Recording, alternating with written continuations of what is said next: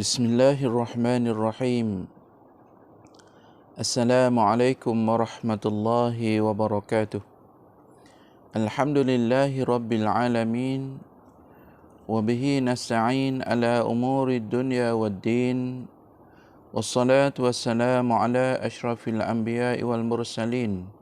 Sayyidina wa maulana Muhammadin wa ala alihi wa ashabihi ajma'in. Rabbi shrah li sadri wa yassir li amri wahlul 'uqdatam min lisani yafqahu qawli. Subhanaka la ilma lana illa ma 'allamtana innaka antal alimul hakim. Wa la hawla wa la quwwata illa billahil aliyil azim. Amma ba'd. Tuan-tuan, puan-puan, muslimin, muslimat yang saya kasihi dan saya hormati sekalian, alhamdulillah pada pagi ini marilah sama-sama kita memanjatkan setinggi-tinggi rasa syukur kepada Allah Subhanahu wa taala kerana dengan izinnya diberikan hidayah dan taufik kepada kita serta diberikan kesihatan yang baik kepada kita, maka kita dapat laksanakan ibadah seharian kita dan kerja kita seharian dalam keadaan yang sempurna. Alhamdulillah juga bersyukur banyak-banyak kepada Allah Subhanahu wa taala kerana kita masih lagi diberi kesempatan masa, diberi kesihatan yang baik, maka dapat kita sambung pengajian kita berkenaan dengan rukun Islam berdasarkan hadis Rasulullah sallallahu alaihi wasallam.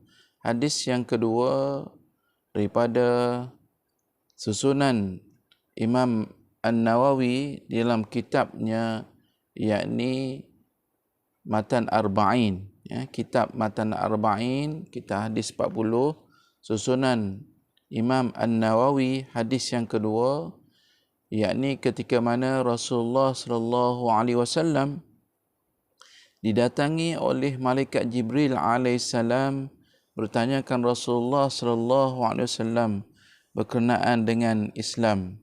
Sebagaimana matannya, wa qala ya Muhammad akhbirni 'anil Islam. Faqala Rasulullah sallallahu alaihi wasallam al-Islamu an tashhada an la ilaha illallah wa anna Muhammadar Rasulullah wa tuqima as-salah wa tu'tiya az-zakah wa tasuma ramadana wa tahujjal baiti in istata'ta ilaihi sabila, ila akhir hadis. Maksudnya, tuan-tuan yang dirahmati Allah Subhanahu wa taala, ini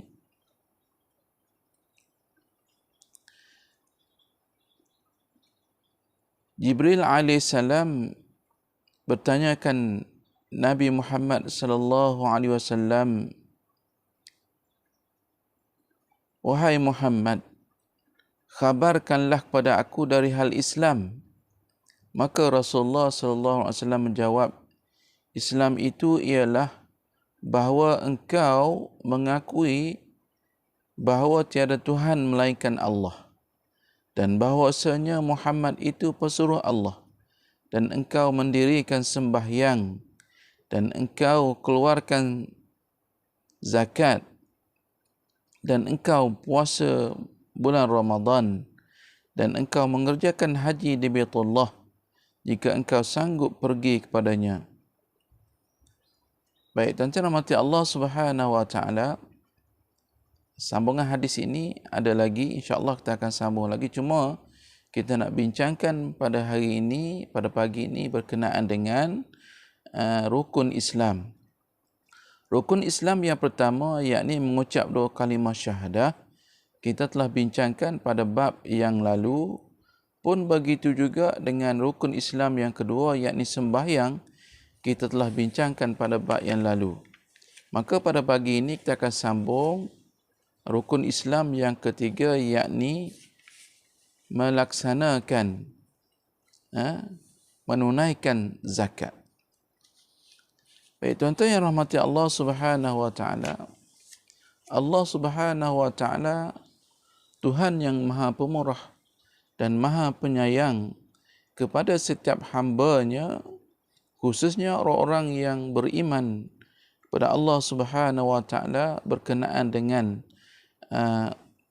kasih sayang Allah Subhanahu wa taala untuk menambahkan kebaikan, untuk menambahkan pahala, untuk menambahkan kebajikan kepada orang beriman ini, yakni diwajibkan supaya orang Islam yang mempunyai lebihan harta diwajibkan kepadanya untuk membayar zakat. Zakat ialah satu ibadah harta benda dari seorang Islam. Maknanya Allah Subhanahu taala bagi peluang kepada orang Islam ni untuk mengangkat darjatnya, untuk menambahkan pahalanya dengan mewajibkan kepadanya mengeluarkan sebahagian daripada harta yang dimiliki itu sebagai ibadah yang dinamakan zakat. Orang Islam yang mempunyai sumber kehidupan, yakni mempunyai harta atau memiliki mata benda yang tertentu, diwajibkan mengeluarkan zakatnya menurut ketentuan syariat. Jadi bagi orang Islam yang mempunyai lebihan harta atau mempunyai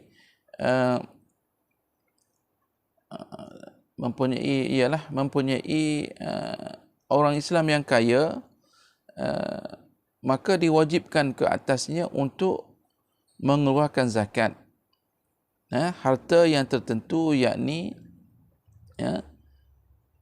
yang diwajibkan zakat itu yang dinamakan ialah zakat pertanian, zakat penternakan, zakat perniagaan, zakat saham, zakat emas dan perak, zakat rikas dan sebagainya.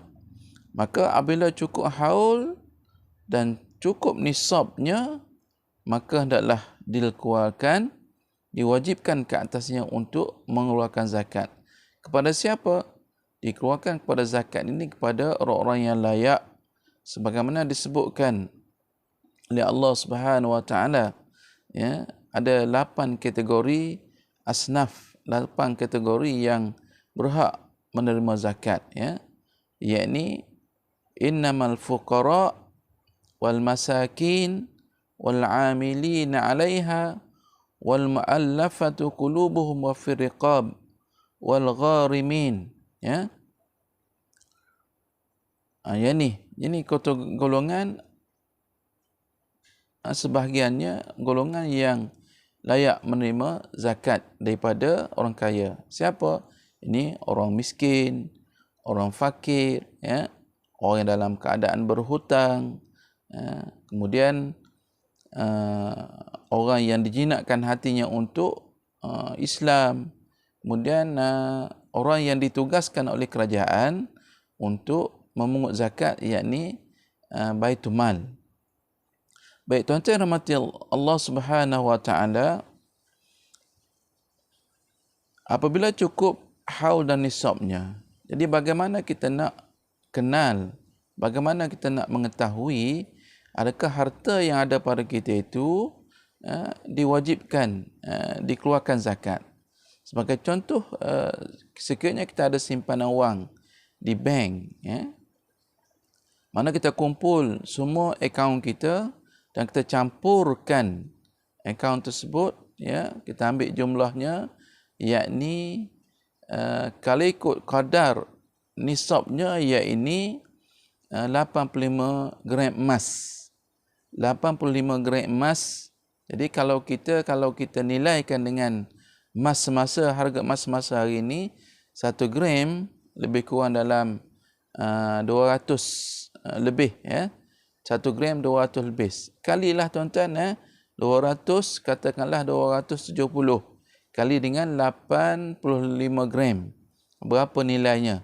Jadi kalaulah simpanan wang yang ada dalam bank itu mencukupi sejumlah 85 gram emas, maka diwajibkan ke atas kita mengeluarkan zakat simpanan tersebut. Baik, tuan-tuan rahmati Allah Subhanahu wa taala, Begitu juga dengan zakat pertanian, ya, zakat peternakan. Ini insya-Allah kita akan masuk dalam bab pengajian fiqh, bab zakat insya-Allah tuan-tuan, ya. Zakat ialah penyucian dan penambahan. Zakat ni tujuan sebenarnya Allah Subhanahu taala nak menyucikan jiwa orang Islam, nak menyucikan jiwa, nak menyucikan harta yang ada pada orang Islam itu. Ya. Menyuci jiwa ni nak hilangkan perasaan kedekut, perasaan tamak, perasaan haloba yang ada pada diri seorang Islam itu dengan cara mengeluarkan zakat. Dan apabila harta yang dikeluarkan itu sudah menjadi bersih, ya, harta yang ada padanya itu menjadi bersih dan berkat.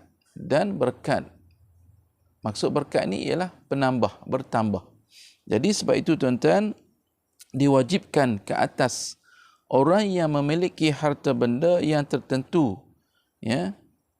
Harta benda yang tertentu tadi lah, ya. Kalau orang yang berniaga, maka hasil perniagaan, keuntungan perniagaan itu. Kalau orang yang memelihara lembu, kambing dan sebagainya, apabila cukup nisab dia, ya. Bagi orang yang ada emas dan perak, apabila cukup nisabnya, ini dikatakan harta benda yang tertentu untuk mengeluarkan bahagiannya kepada orang-orang yang berhak menerimanya menurut ketetapan hukum. Maka hukum Islam telah meletakkan bahawa bagi orang yang kaya, orang yang ada lebihan harta ini, maka dia kena keluarkan sebahagian daripada hartanya itu kepada orang yang berhak menerima. Yakni orang yang fakir miskin, orang yang berhutang, orang yang dijinakkan hatinya, kemudian orang yang menguruskan harta, yakni amil. Baik tuan-tuan rahmati Allah Subhanahu wa taala. Zakat yang dikeluarkan dengan jiwa yang suci menjadikan harta benda itu suci. Apabila seorang itu mengeluarkan zakat, ya, dengan tulus ikhlas, ya, dengan perasaan tawadhu', dengan perasaan inilah harta aku yang menjadi hak Allah Subhanahu wa taala, maka harta dia tadi suci. Dan pribadi orang yang mengeluarkannya bukan sahaja setakat diri dia suci, harta dia suci, bahkan perangai dia, akhlak dia juga tu suci dan terhindar daripada perasaan tamak, perasaan kedekut, perasaan bakhil. Ini tujuan sebenarnya agama Islam mewajibkan ke atas orang yang punya lebihan harta itu supaya mengeluarkan zakat agar harta dia, jiwa dia, perangai dia, tingkah lakunya terarah, ya, ke arah mendapat keredaan Allah Subhanahu wa taala. Di samping itu, harta benda yang dikumpulkan sepanjang hidup dengan berpenak lelah akan sentiasa berada dalam kebaikan dan penambahan berkat daripada Allah Subhanahu wa taala. Jadi dalam mencari harta bertahun-tahun, ya, setiap tahun dengan penat lelah, dengan usahanya, maka apabila dia keluarkan zakat, harta itu sentiasa berada dalam kebaikan dan penambahan berkat daripada Allah Subhanahu wa taala. Yang pentingnya tuan-tuan, dalam apa jua pekerjaan kita, sama ada kita niaga ke, kita petani ke, kita peternak ke, kita pemain saham ke, kita kaki tangan kerajaan ke, apa jua kerja kita, yang pentingnya nak mendapat keberkatan daripada Allah Subhanahu wa taala. Tidak ada gunanya kalau kita seorang kaya tetapi kehidupan kita tidak berkat. Kehidupan kita tidak terarah, tidak mendapat keredaan Allah Subhanahu wa taala. Yang sama-sama nak kita usahakan bagaimana caranya untuk mendapat keberkatan dalam kehidupan kita. Tidak lain dan tidak bukan, salah satu caranya ialah dengan cara sekiranya kita ada lebihan harta kita, dengan cara kita mengeluarkan zakat, ya, hak Allah Subhanahu wa taala. Baik tuan-tuan dan mati Allah Subhanahu wa taala, Islam adalah satu agama yang inginkan semua pemeluknya menjadi manusia yang patuh menunaikan hak Allah Subhanahu wa taala. Ya, agama Islam satu agama yang mulia, ya, menghendakkan pemeluknya kita semua ini menjadi manusia yang patuh, yang taat menunaikan hak Allah SWT. Dan Islam dan ingin pula kepada manusia yang patuh itu supaya menunaikan hak sama manusia, bukan sahaja menunaikan hak kepada sesama manusia, bukan sahaja menunaikan hak kepada Allah Subhanahu Wa Taala, bahkan, ya, menunaikan hak sesama manusia. Hablum minallah wa hablum minan nas. Yakni dengan cara bantu-membantu dan saling hormat-menghormati di dalam pergaulan masyarakat. Ya, jadi kalaulah ada sifat tolong-menolong, bantu-membantu, yang kaya bantu yang kurang mampu, yang kurang mampu pula apabila dia mendapat zakat daripada orang kaya, maka dia hormat, maka dia doakan, maka dia berlaku buat baik, kepada orang kaya, barulah hidup masyarakat kita dalam keadaan yang aman, tenteram. Tidak berlaku dengki-mendengki, tidak berlaku khianat mengkhianati, tidak berlaku curi-mencuri dan sebagainya. Sebab apa? Sebab orang kaya tadi dia agihkan kekayaannya itu kepada orang yang kurang mampu. Baik tuan-tuan rahmati Allah Subhanahu wa taala. Maka di antara bantuan yang diwajibkan Islam ialah bantuan zakat yang diambil dari orang yang mampu untuk orang yang tidak mampu. Jadi antara bantuan yang boleh kita bantu kepada orang yang bukan mampu ini, iaitu harta yang dikira zakat itu diberikan kepada orang yang tidak mampu. Dengan demikian, tidaklah harta benda itu terkumpul dalam tangan orang yang kaya atau orang yang mampu selama-lamanya. Jadi, apabila orang kaya tadi mengeluarkan zakat, tidaklah dikatakan dia mengumpul harta di dalam tangannya selama-lamanya. Ni. Sedang orang yang tidak mampu itu atau fakir miskin itu hidup menderita sepanjang masa. Bukan begitu tuan-tuan, bukan begitu, ya, sebab harta benda ini adalah bukan hak kita. Sebenarnya menurut falsafah Islam, harta benda itu adalah milik Allah Subhanahu Wa Taala. Sedang manusia kita semuanya ni adalah bersekutu, bersepakat untuk mendapatnya. Jadi sekalipun di antara ada di kalangan kita ni manusia tidak mungkin dapat disamakan. Ini fitrah, sunnatullah. Ada yang manusia yang kaya, ada yang manusia yang pertengahan, ada manusia yang miskin. Ini sunnatullah. Allah telah tetapkan begitu.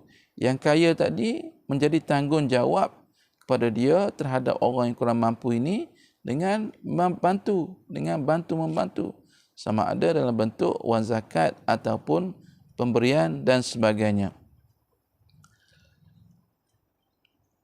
Zakat adalah keperluan bagi anggota masyarakat yang tidak mampu ataupun tempang hidupnya. Jadi ini keperluan orang yang kurang mampu tadi, dia memerlukan bantuan daripada orang yang berada ni dalam bentuk zakat itu. Kewajipan mengeluarkannya, yakni kewajipan mengeluarkan zakat ni sama dengan kewajipan mendirikan sembahyang. Maknanya perintah mengeluarkan zakat ini sama dengan perintah melaksanakan sembahyang. Sebab itu dalam ayat Al-Quran kita lihat Allah SWT menyebutkan dalam surah Al-Baqarah ayat 110, wa aqimus salah wa atuz zakah. dan dirikanlah sembahyang dan tunaikanlah zakat. Maknanya seiring, perintah ini adalah seiring. Orang yang sembahyang mestilah orang yang sentiasa berkehendakkan membantu kepada orang yang kurang mampu. Orang yang sembahyang itu tanggungjawab dia selain daripada tanggungjawab yang lain, dia kena keluarkan zakat bagi yang mampu. Ini perintah Allah Subhanahu Wa Taala seiring. Jadi tidak sempurna iman kita, tidak sempurna Islam kita kalaulah kita melaksanakan sembahyang sahaja, tetapi kita ada harta, kita ada lebihan, simpanan kita tidak bantu kepada golongan yang kurang mampu. Baik tuan-tuan rahmati Allah Subhanahu Wa Taala, Allah Subhanahu Wa Taala nyatakan lagi dalam surah Al-Hajj ayat 41, alladzina idza makkannahum fil ardi aqamus salah wa atawuz zakah. Maka mereka yang sekiranya kami berikan kedudukan yang teguh dalam muka bumi, yakni orang-orang yang mendapat harta, rezeki daripada Allah SWT, teguh kedudukannya, nescaya mereka mendirikan sembahyang dan mengeluarkan zakat. Jadi tidak sempurna iman kita, tidak sempurna Islam kita. Sekiranya kita mempunyai lebihan harta, tetapi kita tidak melaksanakan perintah Allah Subhanahu Wa Taala, sembahyang pun tidak, apatah lagi nak keluarkan zakat. Ini amat malanglah. Ancaman Allah Subhanahu Wa Taala ke atas orang-orang yang mempunyai kedudukan yang teguh di atas muka bumi ini. Kalau dengan sembahyang seseorang sentiasa dapat menghubungi Allah Subhanahu Wa Taala. Cara kita nak menghubung dengan Allah Subhanahu Wa Taala iaitu dengan cara melaksanakan ibadah sembahyang. Malah dengan zakat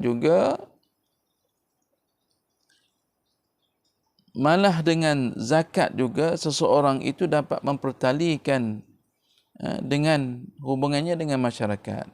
Jadi kalau dengan Allah, dengan cara kita sembahyang, kalau kita nak berhubung dengan masyarakat dengan cara mengeluarkan zakat. Malah dengan zakat itu dirinya menjadi bersih, jiwanya menjadi suci, perasaannya menjadi tenteram.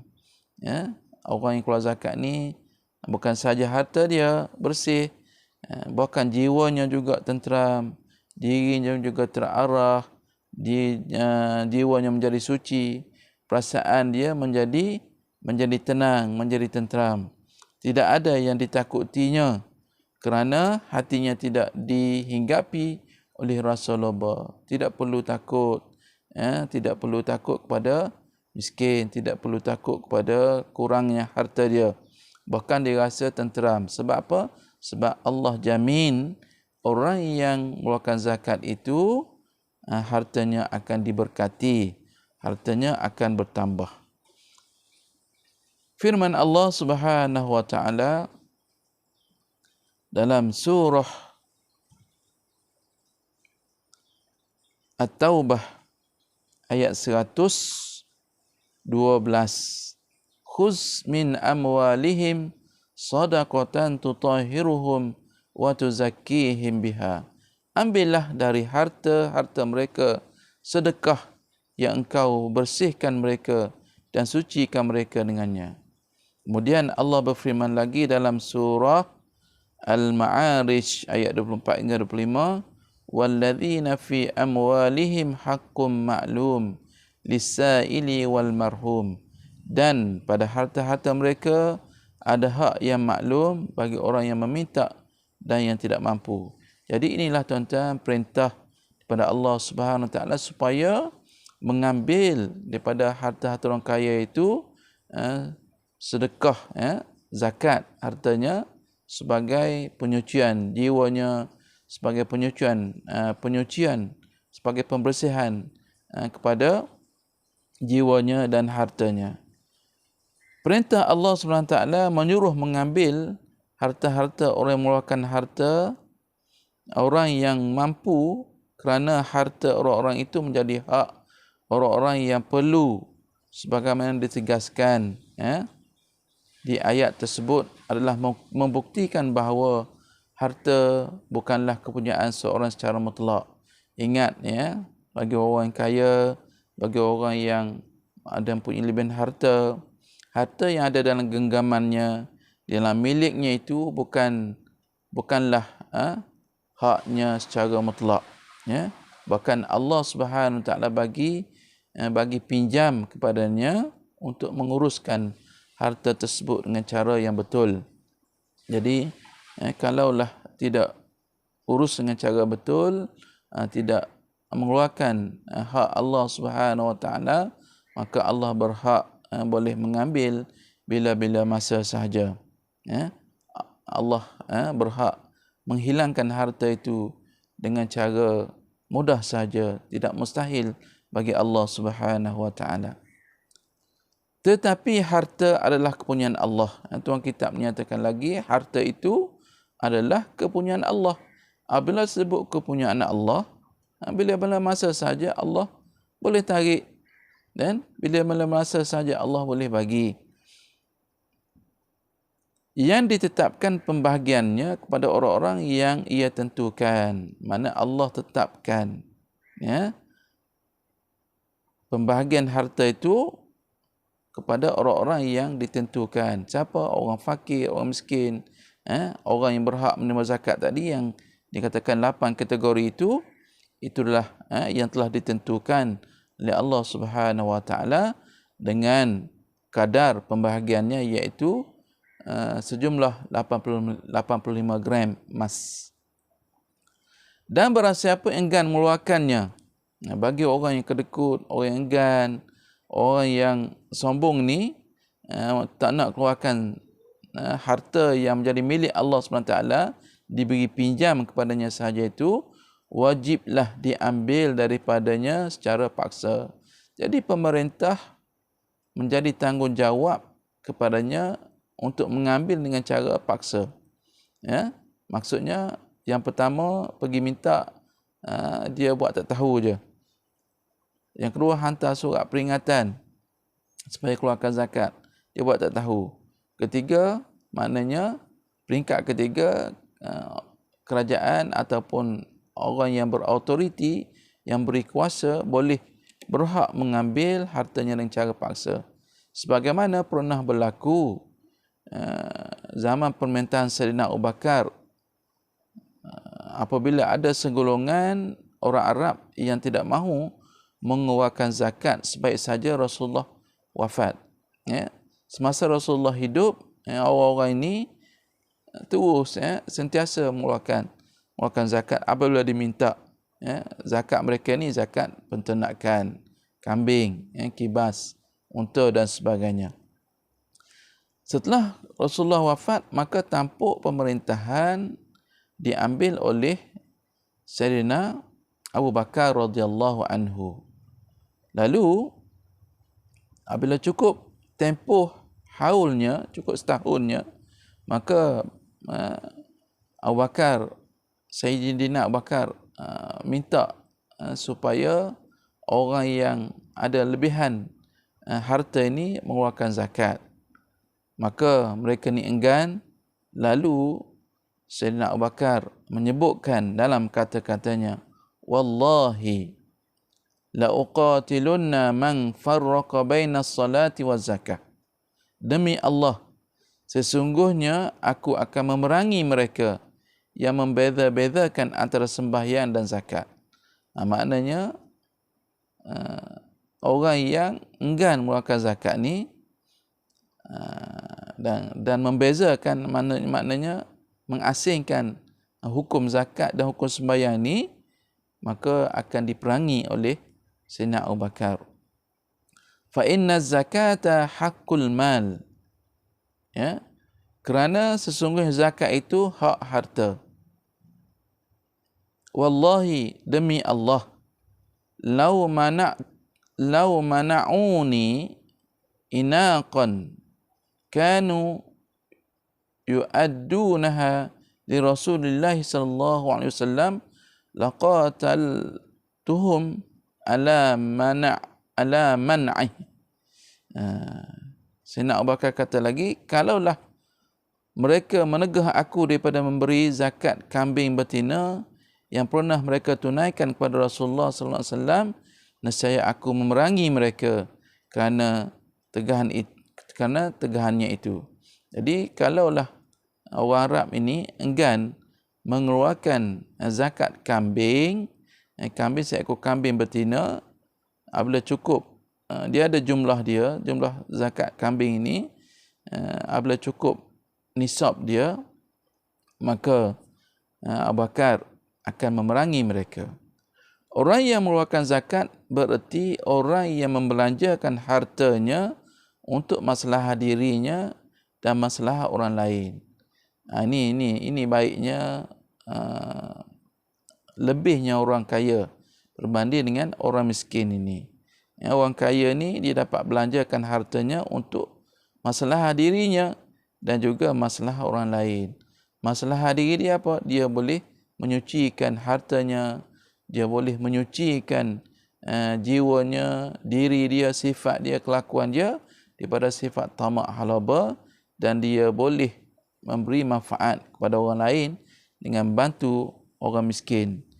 Dia adalah dipuji dan didoakan kesejahteraan. Orang yang kaya ni dipuji dan didoakan kesejahteraan serta ditambahkan keberkatannya kerana kebaikan dan kemurahannya. Jadi mulianya orang-orang kaya yang sentiasa mengeluarkan zakat, sentiasa membantu golongan yang kurang mampu, sentiasa mengambil cakna orang-orang yang berhak, orang yang asnaf di dalam masyarakat mereka.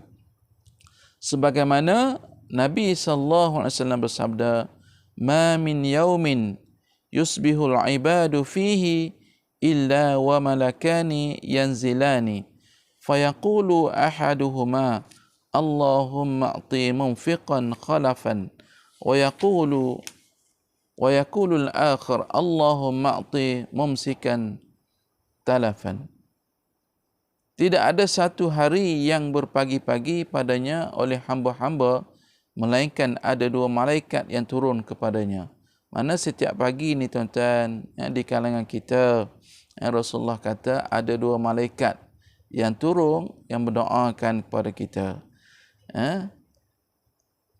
Maka salah seorang daripada keduanya berkata, salah seorang malaikat tadi berdoa kepada Allah SWT, "Ya Allah, berilah kepada orang yang membelanjakan, menginfakkan hartanya akan gantinya." Ini malaikat doa kepada Allah, orang yang mengeluarkan zakat ini pagi-pagi itu supaya ditambahkan hartanya, digantikannya. Dan seorang lagi berdoa, "Berilah kepada orang yang bakhil kedeku itu akan kebinasaannya, ya Allah." Ini malaikat tuan-tuan doa kepada Allah SWT akan kebaikan kepada orang yang menginfakkan hartanya, orang yang mengeluarkan zakat. Dan seorang lagi malaikat mendoakan kebinasaan, kesengsaraan kepada orang yang bakhil, orang yang kedeku, orang yang enggan membantu orang yang kurang mampu dengan hartanya. Orang yang tidak mengeluarkan zakat dianggap sebagai orang yang bakhil. Hartanya akan menjadi alat untuk penyiksaan di hari akhirat kelak. Jadi orang yang enggan ni hartanya itu sebagai alat untuk menyiksanya di hari akhirat. Sebagaimana Rasulullah sallallahu alaihi wasallam menyatakan hadisnya, "Man atahu Allahu malan falam yu'adda zakatahu مثل له يوم القيامة شجاعا أقرأ له زبيتان يطوقه يوم القيامة ثم يأخذ بلهز ميتيه ثم يقول أنا مالك أنا كنزك ثم تلا ولا يحسبن الذين يبخلون بما آتاهم الله من فضله وخير له بل هو شر لهم sayutawwaquna ma bakhilu bihi yaumal qiyamah. Jadi hadis panjang dan disusuli dengan ayat Al-Quran. Rasulullah sallallahu alaihi wasallam menyatakan berkenaan dengan orang yang bakhil, orang yang kedekut, orang yang menahan hartanya itu, enggan mengeluarkan zakat, enggan bantu orang yang berhak menerima zakat ini.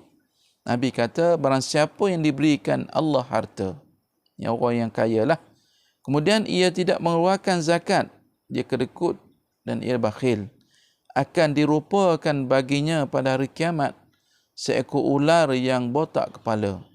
Hartanya tadi akan diberi kebenaran oleh Allah SWT berupa ular yang botak kepala, yakni oleh kerana terlampau lama hidupnya dan banyak pula racunnya, banyak pula bisanya.